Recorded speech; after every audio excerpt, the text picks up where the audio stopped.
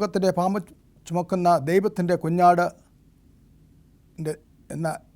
എന്ന് വിശേഷിപ്പിക്കപ്പെട്ട യേശുവിൻ്റെ നാമത്തിൽ ഏവർക്കും വന്ദനം. ദൈവത്തിൻ്റെ മാനപാത്രങ്ങൾ എന്ന പ്രസംഗ പരമ്പരയിലേക്ക് ഞാൻ എല്ലാവരെയും വളരെ ഹാർദമായി സ്വാഗതം ചെയ്യുന്നു. എല്ലാ വിധത്തിലും വളരെ വിശേഷപ്പെട്ട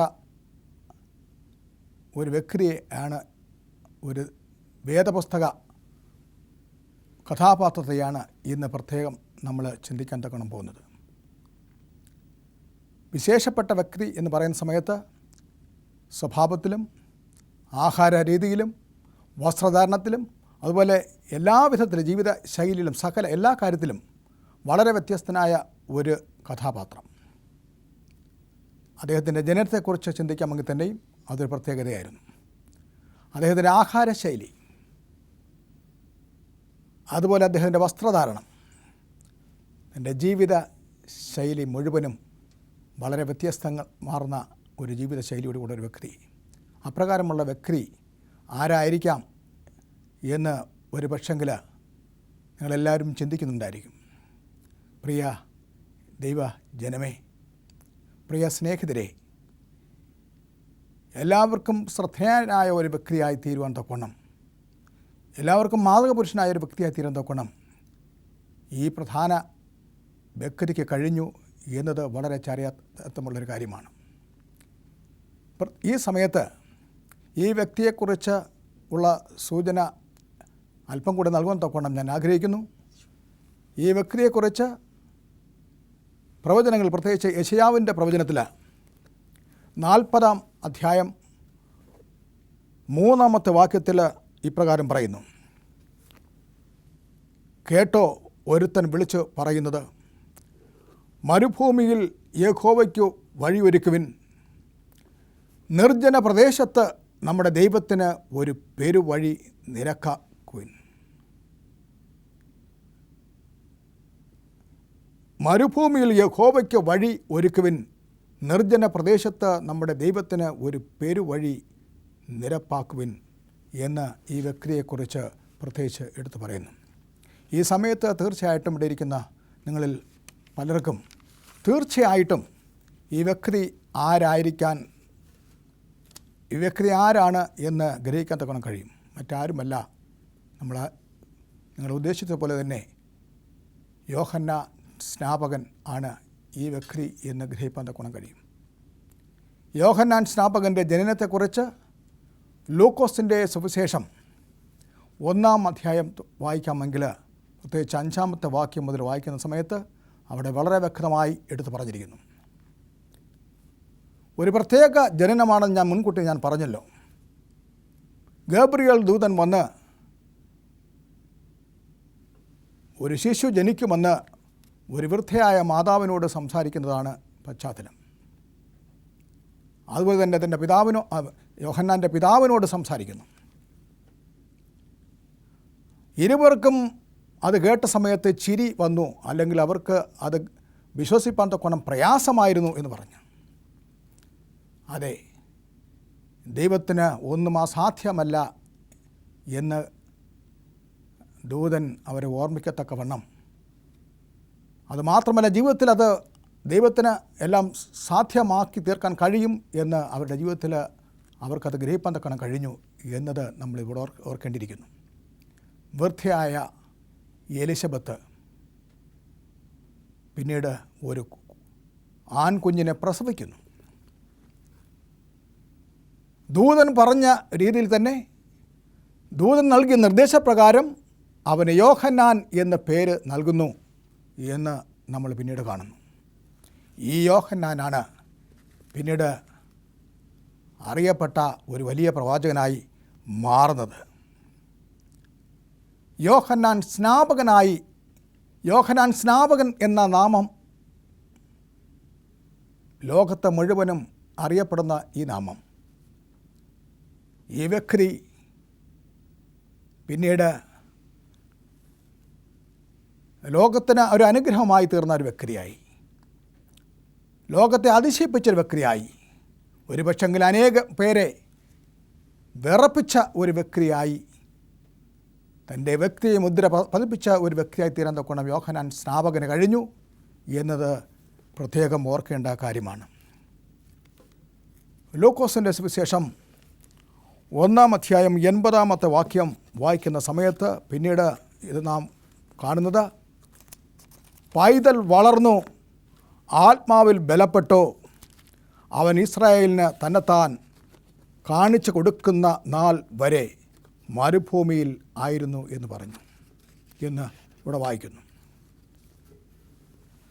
ആത്മാവിൽ ബലപ്പെട്ട ഒരു ബാല്യകാലത്തെക്കുറിച്ചുകൂടെ പറയുന്നു.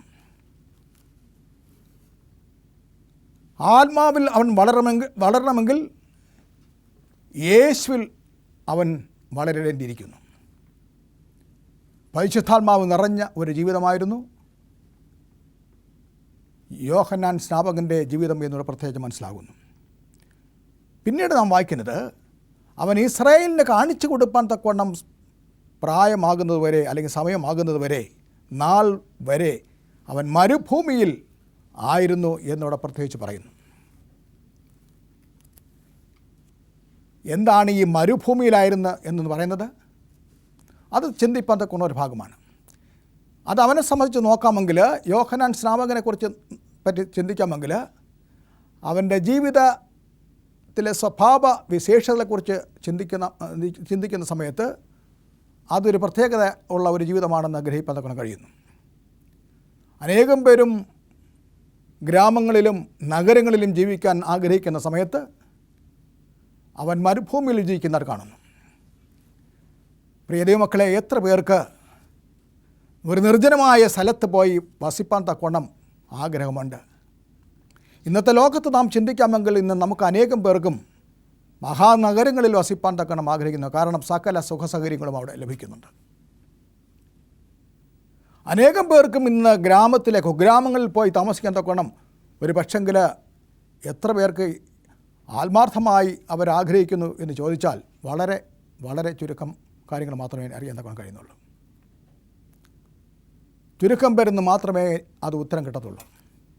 എന്നാൽ ഇവിടെ നോക്കുക, ഒരു വ്യക്തി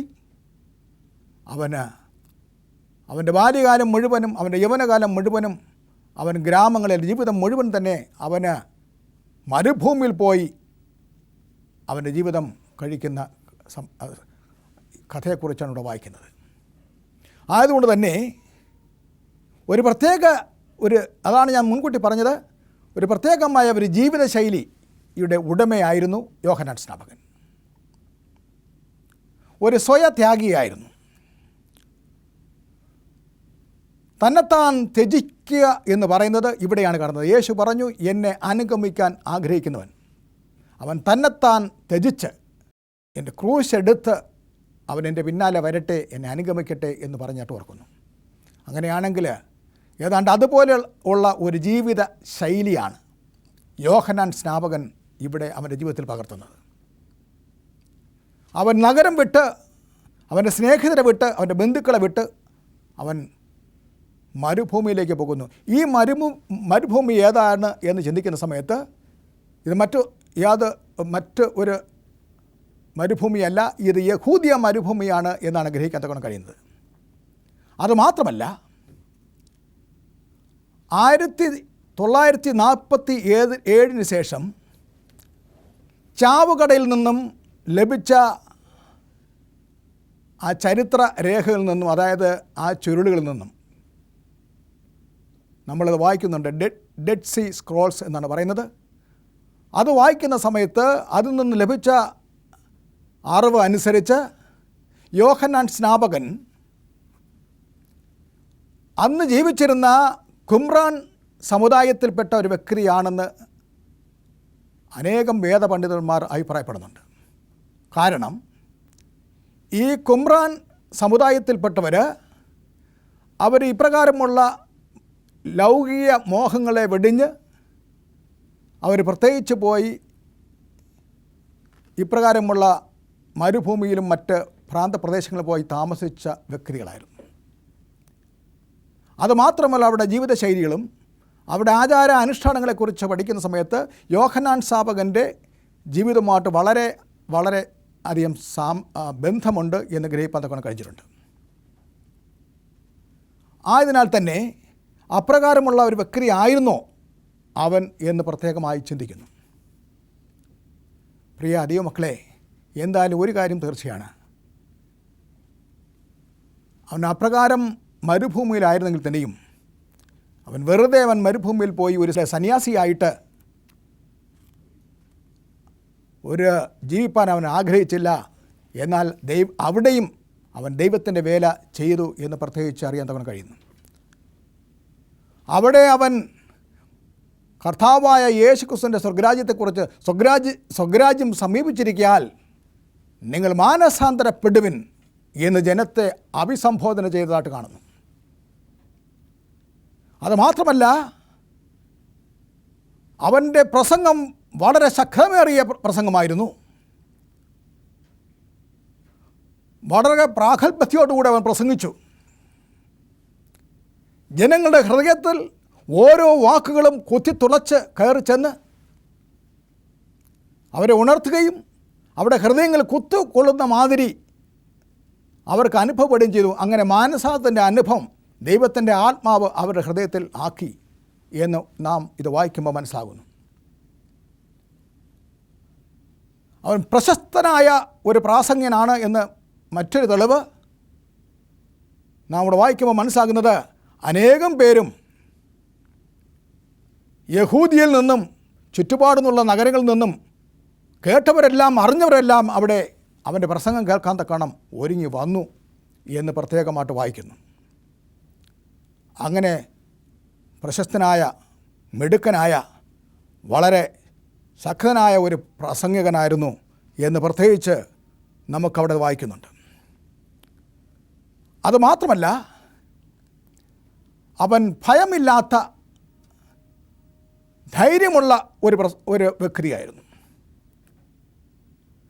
പാപത്തെ അതിൻ്റെ സ്വന്തം പേര് ഇട്ട് വിളിപ്പാൻ തക്കവണ്ണം അവൻ ഒരിക്കലും മടിച്ചിരുന്നില്ല എന്നാണ് വേദപുസ്തകത്തിൽ നിന്ന് മനസ്സിലാക്കാൻ കഴിയുന്നത്. അനീതിയെ അനീതി എന്ന് കാണുവാൻ തക്കവണ്ണം അനീതിയെ അനീതിയായിട്ട് തന്നെ പേർ വിളിപ്പാൻ തക്കവണ്ണം അവൻ മടിച്ചിരുന്നില്ല എന്ന് പ്രത്യേകിച്ച് അവിടെ കാണുന്നു. പ്രിയ മക്കളെ, ഇന്ന് പലപ്പോഴും എനിക്ക് നിങ്ങൾക്കും കഴിയാത്ത ഒരു കാര്യമാണ്. അനീതിയെ അവൻ ചൂണ്ടിക്കാട്ടിയത് മാത്രമല്ല, അവരുടെ മുഖത്ത് നോക്കി സംസാരിക്കാൻ തക്കവണ്ണം അവന് യാതൊരു കൂസലുമില്ലായിരുന്നു എന്ന് കാണുന്നു. മത്തായിയുടെ സുവിശേഷത്തിൽ 14-ാം അധ്യായം 3-4 വാക്യം വായിക്കുന്ന സമയത്ത് അവിടെ അതിന് ഉദാഹരണമായിട്ട് അവിടെ പ്രത്യേകിച്ച് നമുക്ക് എടുത്തു കാണാൻ തക്കവണ്ണം കഴിയുന്നൊരു കാര്യമുണ്ട്. പ്രത്യേകിച്ച് വായിക്കുന്നത്, ആ കാലത്ത് ഇടയ പ്രഭുവായ ഹെരോദാവ് യേശുവിൻ്റെ ശ്രുതി കേട്ടിട്ട് അവൻ യോഹന്നാൻ സ്നാപകൻ അവൻ മരിച്ചവരുടെ ഇടയിൽ നിന്ന് ഉയർത്തു, അതുകൊണ്ട് ആകുന്നു ഈ ശക്തികൾ അവനിൽ വ്യാപരിക്കുന്നത് എന്ന് തൻ്റെ ഭൃത്യന്മാരോട് പറഞ്ഞതായിട്ട് പറയുന്നു.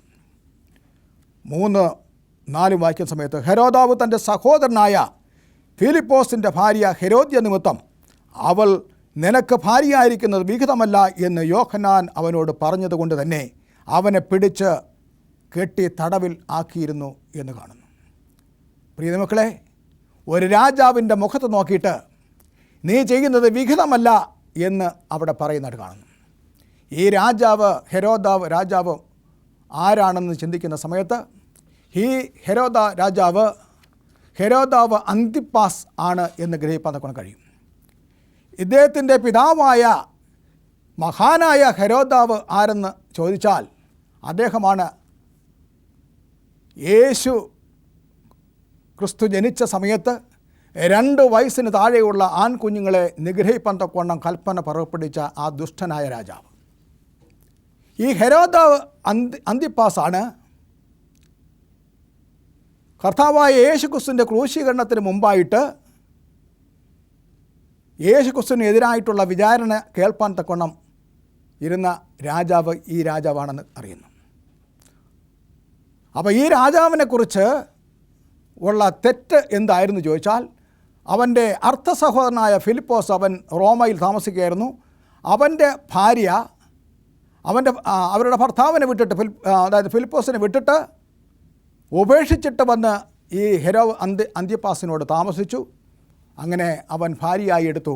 അത് നീ ചെയ്യുന്നത് വിഹിതമല്ല എന്ന് പറഞ്ഞതായിട്ട് കാണുന്നു. പ്രിയ ദൈവമക്കളെ, അത്ര ധൈര്യമുള്ള വ്യക്തികൾ നമ്മുടെ ഇടയിൽ ആരുണ്ട്? പാപത്തെ പാവമായിട്ട് വിളിച്ചു പറയാൻ തക്കവണ്ണം. അതുകൊണ്ട് അവന് കാരാഗ്രഹ വാസം അവൻ അനുഭവിക്കേണ്ടി വന്നു. അതുമാത്രമല്ല, അവസാനം അവന് ശിരച്ഛേദം വരെ അവന് ഏൽക്കേണ്ടി വന്നു. അവന് മരണം ഏൽക്കേണ്ടി വന്നു എന്നുള്ള കാര്യം നമുക്കറിയാം. എങ്കിൽ തന്നെയും ഇപ്രകാരമുള്ള പള്ളി അവൻ താഴ്മയുള്ളവനായിരുന്നു കാണും. കർത്താവായ യേശുക്രിസ്തുവിനെക്കുറിച്ച് പറഞ്ഞു, എൻ്റെ പിന്നാലെ വരുന്നവൻ എന്നെക്കാൾ വലിയവൻ എന്ന് പറഞ്ഞു. എൻ്റെ പിന്നാലെ വരുന്നവൻ എന്നെക്കാൾ വലിയവൻ. എനിക്ക് നിങ്ങൾക്ക് അപ്രകാരം തക്കണം കഴിയുമോ എന്ന് ചിന്തിക്കുക. എൻ്റെ പിന്നാലെ വരുന്ന എൻ്റെ യേശു എന്നെക്കാൾ വലിയവൻ എന്നവൻ പറയുന്നു. അവൻ്റെ ചെരുപ്പ് ചുമക്കാൻ ഞാൻ യോഗ്യനല്ല എന്ന് അവൻ പറയുന്നതായിട്ട് കാണുന്നു. പ്രിയ ദൈവമക്കളെ, എനിക്ക് നിങ്ങൾക്ക് അപ്രകാരം പറയാൻ കഴിയുമോ? താഴ്മയുടെ അനുഭവം. ശതാധിപൻ പറഞ്ഞു, നീ ഒരു വാക്ക് മാത്രം കൽപ്പിച്ചാൽ മതി, എൻ്റെ ബാലക്കാരന് സൗഖ്യം വരും. യേശു പറഞ്ഞു, ഞാൻ നിൻ്റെ പുരയ്ക്കകത്ത് വരുന്നു എന്ന് പറഞ്ഞപ്പോഴേക്കും, അല്ല, നീ വരണ്ട, നീ എൻ്റെ പുരയ്ക്കകത്ത് വരുവാൻ തക്കവണ്ണം ഞാൻ യോഗ്യനല്ല എന്ന് പറയുന്നു. പ്രിയ മക്കളെ, താഴ്മ അവന് വലുതാക്കി. യേശുക്രിസ്തു യോഹന്നാനെക്കുറിച്ച് പറഞ്ഞു, അവൻ മഹാനായിരുന്നു എന്ന്. ഇവിടെ യോഹന്നാൻ്റെ സുവിശേഷം 3-ാം അധ്യായം 25 മുതൽ 28 വരെയും 30-ാമത്തെ വാക്യം വായിക്കുന്ന സമയത്ത് അവനെക്കുറിച്ച് പറയുന്ന സമയത്ത്, യോഹന്നാൻ്റെ ശിഷ്യന്മാരിൽ ചിലർക്ക് ഒരു യഹൂദനുമായി വിശുദ്ധീകരണത്തിനെക്കുറിച്ച് ഒരു വാദം ഉണ്ടായി. അവർ യോഹന്നാൻ്റെ അടുക്കൽ വന്ന് അവനോട്, റബി, യോർദാനക്കരെ നിന്നോടുകൂടെ ഇരുന്നവൻ, അത് യേശുവിനെക്കുറിച്ചാണ് പറയുന്നത്, നീ സാക്ഷീകരിച്ചിട്ടുള്ളവൻ തന്നെ, ഇതാ സ്നാനം കഴിപ്പിക്കുന്നു, എല്ലാവരും അവൻ്റെ അടുക്കൽ ചെല്ലുന്നു എന്ന് പറഞ്ഞു. അതിന് യോഹന്നാൻ, സ്വർഗത്തു നിന്ന് കൊടുത്തിട്ടല്ലാതെ മനുഷ്യന് ഒന്നും ലഭിപ്പാൻ കഴിയുകയില്ല. ഞാൻ ക്രിസ്തു അല്ല, അവൻ മുമ്പായി അയക്കപ്പെട്ടവനത്രേ എന്ന് ഞാൻ പറഞ്ഞതിന് നിങ്ങൾ തന്നെ എനിക്ക് സാക്ഷികൾ ആകുന്നു. ഇനി 30-ാമത്തെ വാക്യം, അവൻ വളരേണം, ഞാനോ കുറയണം എന്ന് ഉത്തരം പറഞ്ഞു. എത്ര മനോഹരമായ, എത്ര താഴ്മയുടെ, കുലീനതയുടെ ശബ്ദമാണ്, സ്വരമാണ്, അതിൻ്റെ പ്രതിഫലമാണ് എന്ന് നാം ഇവിടെ കാണുന്നു.